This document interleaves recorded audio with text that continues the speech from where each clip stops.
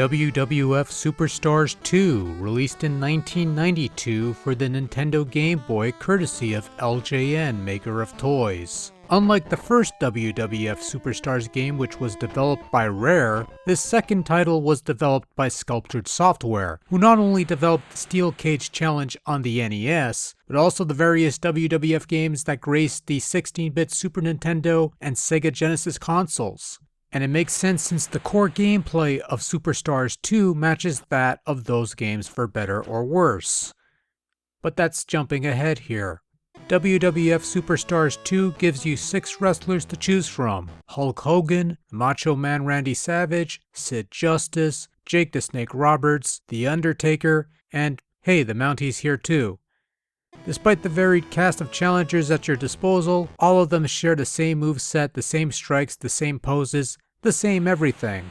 So the choice you make here is purely aesthetical. You have 3 main modes of play: a singles match, a tag match, and the usual championship mode where you pick a wrestler and beat the remaining 5 to lay claim to the World Wrestling Federation Championship belt. In regards to the non-tournament matches, you pick a wrestler and the computer chooses an opponent. A design choice that I've never been a fan of. Even more so in tag matches, where you each take turn picking wrestlers, which means the computer might pick a wrestler that you might want as a partner, but now you can't, and that's just stupid as a mechanic. In addition to these modes of play, Superstars 2 also gives you the option of competing in either a traditional wrestling match or within the confines of the dreaded steel cage. The standard match is won by either pinfall or countout, while the steel cage requires you beating your opponent to a pulp and escaping the cage. And you need to beat your opponent down or else the game won't let you climb out of the cage. On top of that, Superstars 2 has this strange mechanic where if you're climbing the cage and the other guy gets back up, you drop back down to the ground and have to beat him again before climbing out once more. It's weird because in Steel Cage Challenge, you were knocked off the cage if your opponent shook the thing, but here he just has to get up to drag you back in. It's the strangest mechanic and I don't know why they did this. Maybe it's an old rule that's hidden in the official WWF rulebook or something. I don't know.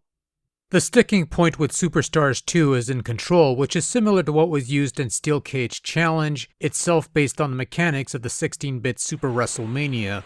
Your main buttons are for punching or kicking, and you grapple by walking into your opponent, at which point you mash buttons in order to get a move in. Sometimes it works, and sometimes it doesn't. But one way or another, your best bet is to simply stick with punches and kicks because they work best against the simplistic AI. It's a tried and true strategy that works wonders in the championship hunt, but hardly makes for a fun or exciting wrestling game.